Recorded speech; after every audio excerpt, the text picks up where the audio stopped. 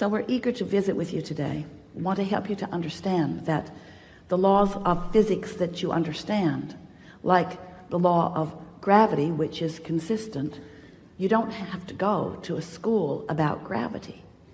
They don't say to you in your first days in school, you know, if you don't come to this class, you could fall up.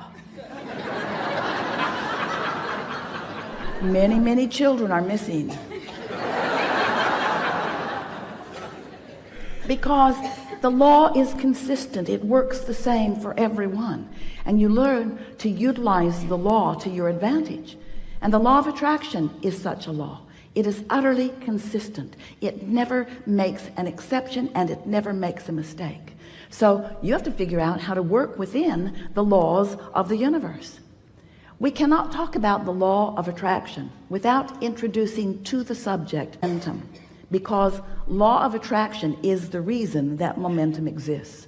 When you give your attention to something for as little as 17 seconds, at that 17-second point, there is a momentum that is discernible as another thought like it joins it, and so forth. So the more you focus, the more momentum.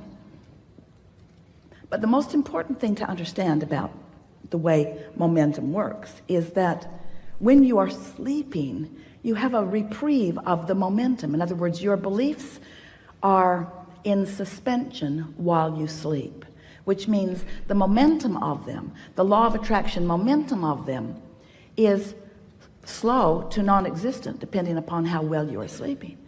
So what that means is when you awaken in the morning, you have the opportunity to reestablish, if you want to, a vibrational starting point that law of attraction will begin to respond to right away. Now, usually when you wake up in the morning, you remember what you were thinking about yesterday, or more important, you re-achieve the emotional feeling place of what you were feeling yesterday. It's like, oh yeah, I remember I'm not happy. Or, oh yeah, I remember I'm lonely now. Or, oh yeah, I remember I'm confused. But what we want you to realize is that you don't have to be the same lonely today that you were yesterday, because that night's sleep changed the momentum. But when you wake up in the morning and you deliberately, and you do, call those same people, talk about those same things, focus in the same ways, you reactivate your vibration much as it was before. But you do not have to do that. And that is the most important thing. We want you to realize that you are at a new starting point in every moment. But it is unlikely for you to begin to think all new thoughts when you wake up. Some of you have suggested a lobotomy. We don't recommend it, because there are many things that you believe that are serving you really well. You just want to become a better sifter. You want to become a better discerner. You want to become better at caring about how you feel and then focusing in ways that accomplish that. If we can, in some way, offer enough words don't teach, and analogies, words don't teach, and conversation, words don't teach. We've enjoyed this interaction immensely. That if we can offer enough that will to stimulate within you the awareness that your point of attraction is everything, because you are the center of your universe, and that you are the perceiver of it, which means you are the vibrational interpreter of it. You translate your vibration into the reality that you are living, into what you are seeing and hearing and smelling and tasting and touching. If we can convince you that since all those things are true, that the only thing that matters to you is how you feel. If you can leave this room with a new determination within you that you now, more than ever before, care about how you feel and mean to do something about soothing yourself. Esther was on an airplane last week going from Boston back to San Antonio. And there was a beautiful family sitting in front of her, a mother and a child about 6 years old, and two little twin boys who were about 2, maybe, if even. They were walking, sort of kind of talking. And they were all strapped into their 4 seats. And Esther was sitting right behind the mother. And when the airplane took off, one of the little boys across the aisle from his mother was terrified.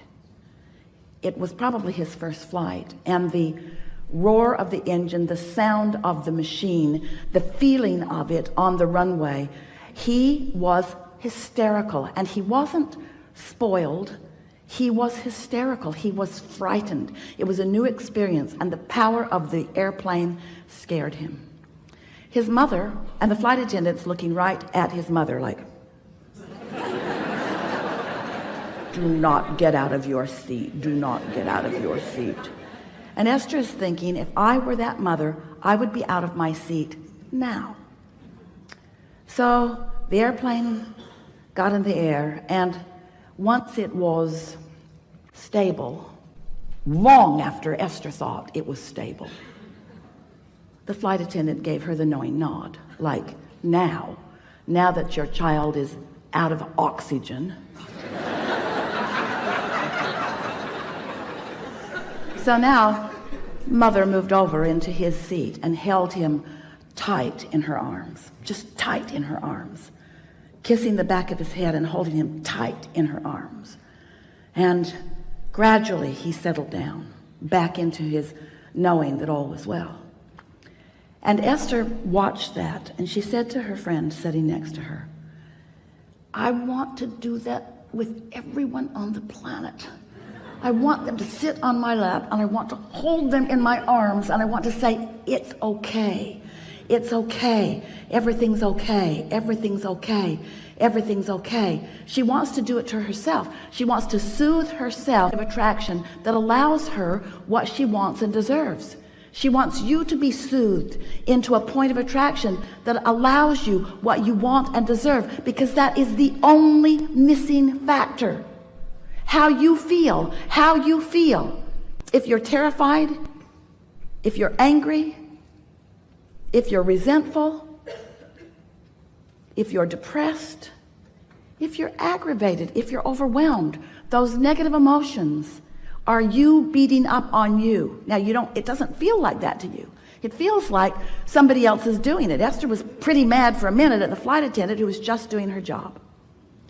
But it made Esther want, with everything that she is, to just make sure that she takes care of feeling good. In other words, someone asked us the best question that has ever been asked a few weeks ago. And the question was, Abraham, how do you get rid of doubt? And we said, you get rid before it starts, which was so annoying. Because when you're in the middle of it, that answer doesn't apply. How do I get rid of it before it starts when I've already got it? And we say, well, eventually you're going to sleep, and you're going to get up tomorrow, and tomorrow you're going to soothe yourself better so that doubt never gets started. Doubt will never get a foothold if you're watching what you're doing. So Esther began applying that to herself. She woke up every morning with a determination that she was going to find a good feeling place, and that she was going to maintain it as long as she could. And she, for the first day, she didn't even get out of bed before it was too late. The second day it was better. The third day she didn't make it through breakfast. In other words, it took quite a while of Esther caring more about how she felt than tending to emails, caring more about how she felt than tending to what was going on with other people. In other words, you've got to put yourself first. You've got to be so selfish. You have to care about how you feel, which means you have to tend to the self that you really are. You've got to find a way of closing that gap between who you're being right now and who you really are. And who you really are loves you so much, adores you, appreciates everything that you are, flows constantly to you, assisting you in every possible way. Last week, Esther came bouncing up the steps, and the step wasn't stable. When she stepped on it, it caved in, and her foot went between the step and the stage. Scraped up her shin. She stumbled onto the stage. It was funny. It was really funny. And Esther thought, for the life of me, I do not know how I went down. So Esther has a dear friend who sees energy. She always comes to the seminars in the city where she lives and sits in the back of the room because she not only likes to see the energy around Abraham, she liked to see the energy around Jerry when he was sitting at the table, and the energy around you. She could actually see who was all lighted up. She knows who Abraham is likely to call on because she can read this energy. So after every workshop, she watches all of the live streams. She sends Esther an email and she says, yeah, Jerry walked on the stage with you. And Esther says, yeah, I know. I can feel him there. And then she said, he caught you last week. And Esther thought, that's why I didn't fall down. Didn't make sense to me. I didn't have my balance. I didn't have anything close to my balance, but I didn't go down. This is the thing that we want you to understand. We've got you. But if you're not knowing that, if you're mad at yourself, then you don't let us get you. You prevent yourself from receiving the inspiration. Do you know when you yawn? That's because you need more oxygen, and we yawn you.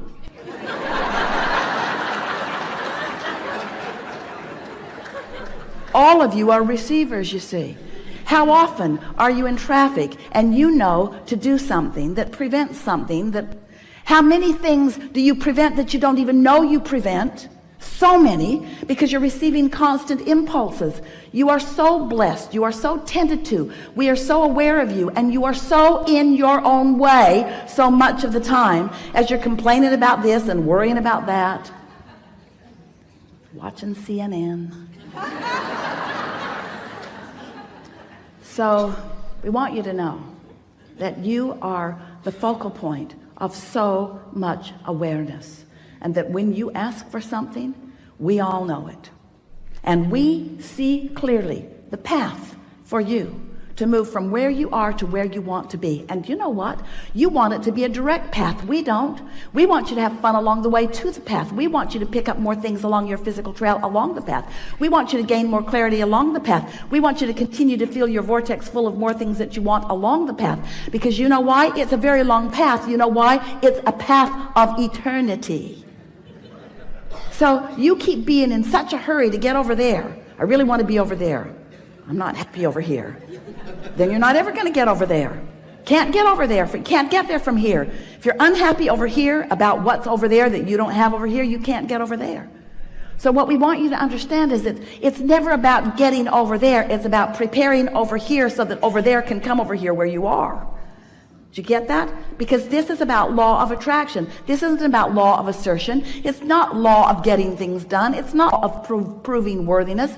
It's a law of attraction. It's about you finding some way to think some sort of thought, to get on, to hold yourself on your own lap and soothe yourself.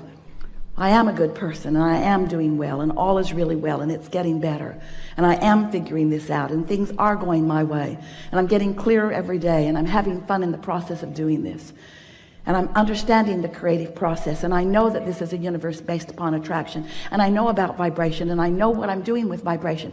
I'm getting better at it every day, and there's evidence every day that lets me know that. As you soothe yourself, as you do something about tending to your point of attraction, which is all that matters, because everything else is already done, you see. It's like sometimes, we'll just give you a sort of analogy. You've asked for it, and you're summoning it, but you've got your shield up device. You've got your umbrella up, old style. You've got your umbrella up, and everything that you want is flying to you, but you're deflecting it with your habits of thought, with your bogus, ridiculous habits of thought, like unworthiness or unreadiness or not in the right place-ness or being mad at somebody else. So we're eager to talk with you about whatever is important to you. Nothing is off limits. You will notice a perfect unfolding in the way this all comes together.